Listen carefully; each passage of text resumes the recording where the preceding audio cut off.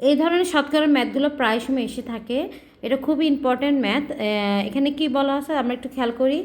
ধানে চাল ও তুষের অনুপাত 7:3 দেওয়া আছে এবং এটা হলে শতকরা কী পরিমাণ চাল আছে।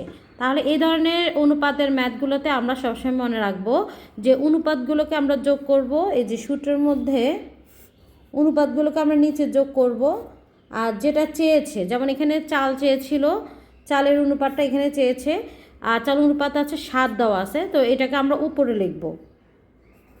আর যেহেতু এটা শতকরা পরিমাপ চেয়েছে, তাহলে আমরা শতকরা এখানে আমরা 100 দিয়ে আমরা কী করব, গুণ করব। 100% আমরা গুণ করব, তাহলে এখানে আসতেছে উপরে 7, আর 7 আর 3 যোগ করলে হবে 10, আর এখানে হচ্ছে 100%। তাহলে আমরা 10 দিয়ে 100%কে আমরা যদি কাটাকাটি করে এখানে 10 থাকে, তো 10 দিয়ে যদি আমরা 7কে গুণ করি সেক্ষেত্রে হবে 70% হবে। তাহলে এখানে কারেক্ট উত্তরটা হচ্ছে 70%।